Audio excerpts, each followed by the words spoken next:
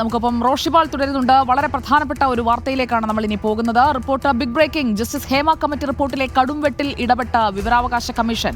Reporter TV നൽകിയ പരാതിയിൽ വിവരാവകാശ കമ്മീഷൻ തെളിവെടുപ്പിന് ഉത്തരവിട്ടു. അടുത്ത മാസം 9-നാണ് തെളിവെടുപ്പ്. റിപ്പോർട്ടിലെ 5 പേജുകൾ സർക്കാർ പൂഴ്ത്തിയത് റിപ്പോർട്ടറാണ് പുറത്തു കൊണ്ടുവന്നത്. ആർ റോഷിപാൽ നമുക്കൊപ്പം ചേരുന്നു തിരുവനന്തപുരത്ത് നിന്ന്. ആർ റോഷിപാൽ, ആ 5 പേജുകൾ എവിടെ? പ്രധാനപ്പെട്ട ഖണ്ഡികകൾ, 96-ാം ഖണ്ഡികയ്ക്ക് ശേഷമുള്ള ശൂന്യത എങ്ങനെ സംഭവിച്ചു എന്നതിൽ തെളിവെടുപ്പിലേക്ക് എത്തുകയാണോ റോഷിപാൽ?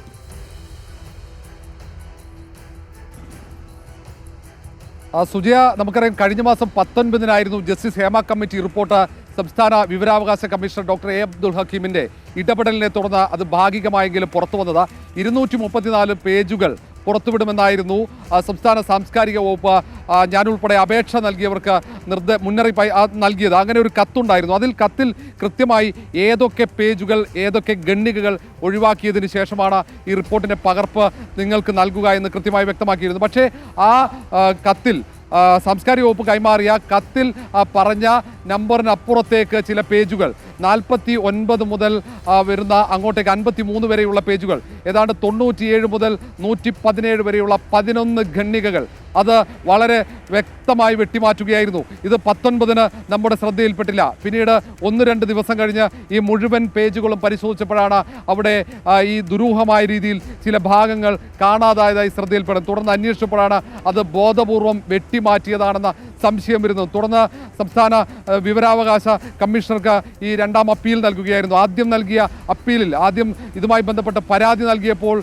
ഈ ഹേമ കമ്മിറ്റി റിപ്പോർട്ടിൻ്റെ കസ്റ്റോഡിയൻ ഈ സാംസ്കാരിക വകുപ്പ് ഡെപ്യൂട്ടി സെക്രട്ടറി സുഭാഷ് തങ്കച്ചി ആ കത്ത് പരാതി പോലും സ്വീകരിക്കാൻ തയ്യാറായില്ല. തുടർന്നാണ് ഈ സാംസ്കാരിക വകുപ്പ് ജോയിന്റ് സെക്രട്ടറി ഈ അപ്പീൽ അധികാരിക്ക് നമ്മൾ അപ്പീൽ നൽകുന്നത്. അപ്പീൽ നൽകിയപ്പോൾ അതിന് കൃത്യമായ മറുപടി പോലുമില്ല.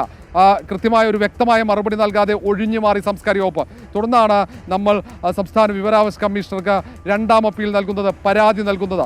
അങ്ങനെ റിപ്പോർട്ടർ നൽകിയ ആ പരാതിയുടെ അടിസ്ഥാനത്തിലാണ് ഇപ്പോൾ സംസ്ഥാന വിവരാവകാശ കമ്മീഷണർ നിർണായകമായി ഇടപെടൽ നടത്തിയിരിക്കുന്നത്. അടുത്ത മാസം 9-ാം തീയതി രാവിലെ 11:30 വിവരാവകാശ കമ്മീഷണറേറ്റിൽ വെച്ച് ഈ തെളിവെടുപ്പ് നടത്തും. സാംസ്കാരിക വകുപ്പ് ഡെപ്യൂട്ടി സെക്രട്ടറിക്ക് നോട്ടീസ് അയക്കും. ഒപ്പം പരാതി നൽകിയ ഞാനുൾപ്പെടെയുള്ളവർ ഹാജരാകേണ്ടി വരും.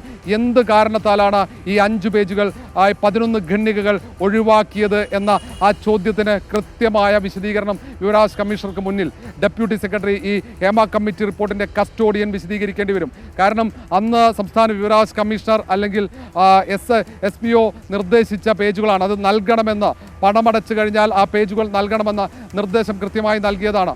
ആ പേജുകളാണ് അവസാന നിമിഷം സാംസ്കാരിക വകുപ്പ് പൂഴ്ത്തിയത്. ആ വിവരങ്ങൾ റിപ്പോർട്ടർ പുറത്തുവിട്ടതിന് ശേഷം നമ്മൾ പരാതിയുമായി സമീപിച്ചപ്പോൾ പരാതി സ്വീകരിക്കാതെ കൂടിക്കാഴ്ചയ്ക്ക് പോലും തയ്യാറാകാതെ ഒഴിഞ്ഞു മാറുകയായിരുന്നു ഡെപ്യൂട്ടി സെക്രട്ടറി സുഭാഷ് തങ്കച്ചി. പിന്നീട് നമ്മൾ ജോയിന്റ് സെക്രട്ടറിക്ക് അപ്പീൽ നൽകുകയായിരുന്നു. ഏറ്റവും പ്രധാനപ്പെട്ട ഈ അതിക്രമങ്ങൾ ഉള്ള ഒരു ഭാഗമാണ് അവിടെ നിന്നും ഒഴിവാക്കിയത്. ഹൈക്കോടതിയുടെ ഇടപെടലിന് ശേഷം ഈ ജസ്റ്റിസ് ഹേമ കമ്മിറ്റി റിപ്പോർട്ട് നൽകണമെന്ന ഈ സംസ്ഥാന വിവരാവകാശ കമ്മീഷണറുടെ ഉത്തരവ് ശരിവെച്ച ഹൈക്കോടതി ഉത്തരവിന് ശേഷമാണ് ഈ ഭാഗങ്ങൾ അവിടെ നിന്നും വെട്ടിമാറ്റിയത് എന്ന് വ്യക്തം. കാരണം അവസാന നിമിഷം നിയമ തടസ്സമില്ലാത്ത ഒരു ഘട്ടത്തിൽ പോലും ഈ ജസ്റ്റിസ് ഹേമ കമ്മിറ്റി റിപ്പോർട്ട് പൂഴ്ത്താനുള്ള ശ്രമം സാംസ്കാരിക വകുപ്പിൻ്റെ ഭാഗത്തുനിന്നുണ്ടായിരുന്നു. പിന്നീട് സമ്മർദ്ദം കടുത്തതോടെ ഈ റിപ്പോർട്ട് പുറത്തുവിടുന്നത് വൈകിപ്പിച്ചതിന് ചോദ്യം ചെയ്ത് നമ്മൾ തന്നെ സംസ്ഥാന വിവരാവകാശ കമ്മീഷണറേറ്റിൽ സമീപിച്ചിരുന്നു. തുടർന്ന് വിവരാവകാശ കമ്മീഷണറേറ്റ് ഒരു നോട്ടീസ് നൽകി സാംസ്കാരിക വകുപ്പിന്. ആ നോട്ടീസ് സമ്മർദ്ദമായി മാറുകയായിരുന്നു.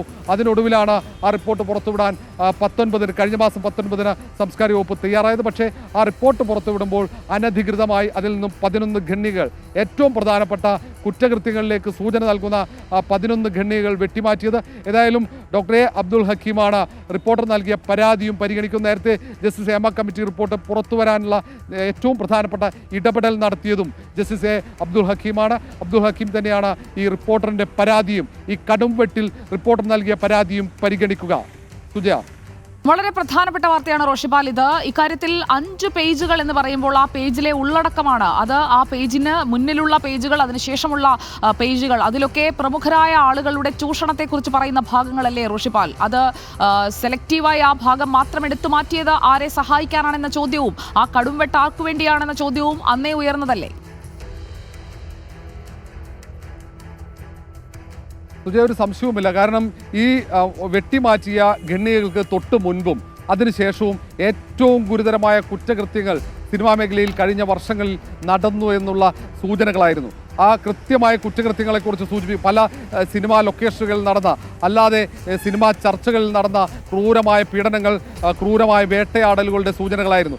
ആ ഭാഗമാണ് വെട്ടിമാറ്റുന്നത്. ഏതായാലും ഇതിനുശേഷം കാസ്റ്റിംഗ് കൗച്ചിലേക്കുള്ള കൃത്യമായ സൂചനകൾ, സിനിമാ മേഖലയിലേക്ക് കടന്നു വരണമെങ്കിൽ ഉണ്ടാകുന്ന ചൂഷണങ്ങൾ, ലൈംഗിക അതിക്രമങ്ങൾ, തൊഴിൽ പീഡനങ്ങൾ, ഇതിനെക്കുറിച്ചൊക്കെ കൃത്യമായി പ്രതിപാദിക്കുന്ന ഭാഗങ്ങളാണ്. അപ്പോൾ അതിന് മധ്യത്തിലുള്ള 5 പേജുകൾ വെട്ടിമാറ്റുമ്പോൾ കൃത്യമായി അത് വലിയ കുറ്റകൃത്യമാണ്. ആരെയൊക്കെ രക്ഷിക്കാൻ വേണ്ടി സാംസ്കാരിക വകുപ്പ് അവസാന നിമിഷം നടത്തിയ കടുംവെട്ടാണ് അതെന്ന് വ്യക്തം. ഏതായാലും ആ കടുംവെട്ടിൽ വെട്ടിമാറ്റിയ പേജുകൾ അത് പുറത്തുവിടണമെന്ന ഏറ്റവും പ്രധാനപ്പെട്ട ആവശ്യം ആദ്യം മുന്നോട്ട് വെച്ചത് റിപ്പോർട്ടറായിരുന്നു. നമ്മൾ സംസ്ഥാന വിവരാവകാശ കമ്മീഷണർ ഡോക്ടർ എ അബ്ദുൽ ഹക്കീമിനെ ഇതിൽ രണ്ടാം അപ്പീൽ നൽകി. ആ രണ്ടാം അപ്പീലിലാണ് ഇപ്പോൾ തെളിവെടുപ്പിന് ഉത്തരവായിരിക്കുന്നത്. തെളിവെടുപ്പിൽ ഈ ഡെപ്യൂട്ടി സെക്രട്ടറി സാംസ്കാരിക വകുപ്പ് സുഭാഷ് തങ്കച്ചി നേരിട്ട് ഹാജരാകേണ്ടി വരും. ഏത് സാഹചര്യത്തിലാണ് ഈ റിപ്പോർട്ടിലെ ഈ ഭാഗങ്ങൾ നൽകുമെന്ന് പറഞ്ഞ് അത് നൽകാതിരുന്നത് എന്ന് കൃത്യമായി രേഖാമൂലം വിശദീകരിക്കേണ്ടി വരും. മാത്രവുമല്ല, അത് നമ്മൾക്ക് ബോധ്യമായില്ലെങ്കിൽ അതിനെ നമുക്ക് എതിർക്കാൻ കഴിയും, പരാതിക്കാരന് ശക്തമായി എതിർക്കാൻ കഴിയും. അതിന് സ്വാഭാവികമായും നഷ്ടപരിഹാരം വരെ നൽകേണ്ടി വരും. കടുത്ത നിയമമാണ് വിവരാവകാശ നിയമം. 2005 വിവരാവകാശ നിയമം അനുസരിച്ച് ഏറ്റവും വലിയ തെറ്റാണ് ഈ ഡെപ്യൂട്ടി സെക്രട്ടറി നടത്തിയിരിക്കുന്നത്. അതുകൊണ്ട് തന്നെ ഈ കാര്യത്തിൽ സംസ്ഥാന വിവരാവകാശ കമ്മീഷണറേറ്റിൻ്റെ നടപടി നിർണായകമാകും. ഏതായാലും വെട്ടിമാറ്റിയ ഭാഗം ആരെ രക്ഷിക്കാനാണ്?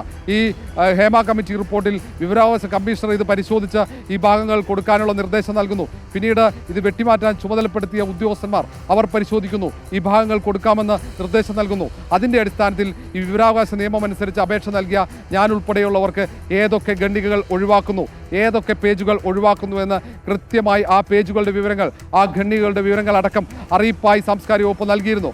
ആ നൽകിയ അറിയിപ്പിലില്ലാത്ത 5 പേജുകൾ 49 മുതൽ 53 വരെയുള്ള പേജുകളാണ് വെട്ടിമാറ്റിയത്. അത് 97 മുതൽ 117 വരെയുള്ള 11 ഖണ്ഡികകൾ.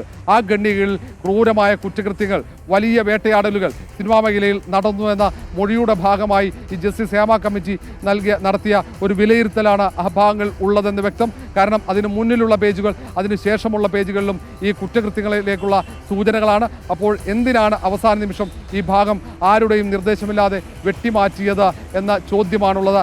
അതിന് ഈ കസ്റ്റോഡിയൻ ഹേമ കമ്മിറ്റി പേജുകളിലായി എത്ര ഖണ്ഡികകളാണ്, ഏത് ഖണ്ഡികൾ വരെയാണ് നമുക്ക് നമ്മുടെ പരിശോധനയിൽ കാണാനില്ല എന്ന് ബോധ്യപ്പെട്ടത്?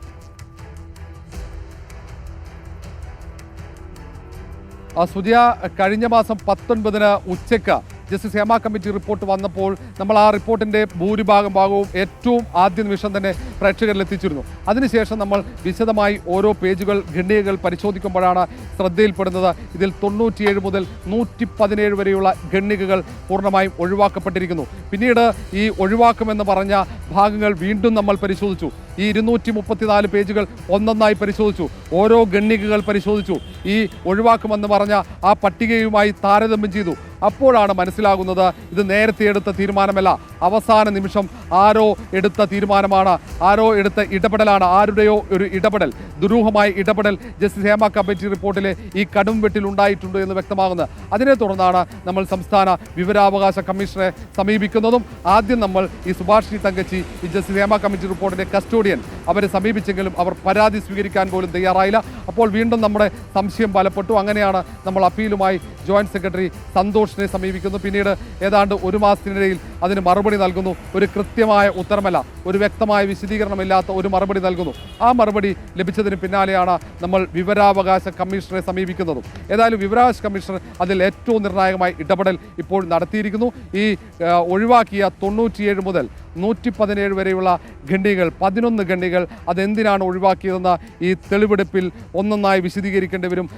ഈ സംസ്ഥാന സാംസ്കാരിക വകുപ്പ് ഡെപ്യൂട്ടി സെക്രട്ടറി ആരുടെ നിർദ്ദേശപ്രകാരമാണ് ഈ പേജുകൾ, 5 പേജുകൾ ഒഴിവാക്കിയത് എന്ന ആ ഒരു സംശയം, ആ സംശയത്തിനുള്ള ഉത്തരമാണ് ഡെപ്യൂട്ടി സെക്രട്ടറി സംസ്ഥാന വിവരാവകാശ കമ്മീഷണർക്ക് നൽകേണ്ടി വരിക. 2005 വിവരാവകാശ നിയമം അനുസരിച്ച് ഏറ്റവും വലിയ ചട്ടലംഘനമാണ് ഡെപ്യൂട്ടി സെക്രട്ടറി നടത്തിയിരിക്കുന്നത് എന്ന് വിവരാവകാശ നിയമം പറയുന്നുണ്ട്, നിയമവിദഗ്ധരൊക്കെ ചൂണ്ടിക്കാട്ടുന്നുണ്ട്. അതുകൊണ്ട് തന്നെ ഈ കാര്യത്തിൽ നമ്മൾ നടത്തിയ ആ വിട്ടുവീഴ്ചയില്ലാത്ത ആ ഫോളോപ്പിൻ്റെ ഭാഗമായി തന്നെയാണ് ഇപ്പോൾ സംസ്ഥാന വിവരാവകാശ കമ്മീഷണറുടെ ഇടപെടലും ഉണ്ടായിരിക്കുന്നത്. സുജയ. ഓക്കെ, പേജുകൾ തരാനാകില്ല എന്ന നിലപാടിൽ നിന്ന് ഇപ്പോൾ ഉണ്ടായിരിക്കുന്ന സംഭവ വികാസങ്ങൾ SPOയുടെ നിർദ്ദേശം ലംഘിച്ചുകൊണ്ടാണ് ഈ പേജുകൾ വെട്ടിമാറ്റിയത്. 5 പേജുകളാണ് വെട്ടിമാറ്റിയത്. റോഷിപാലാണ് വാർത്തയുടെ കൂടുതൽ വിവരങ്ങൾ പ്രേക്ഷകരിലേക്ക് എത്തിച്ചത്.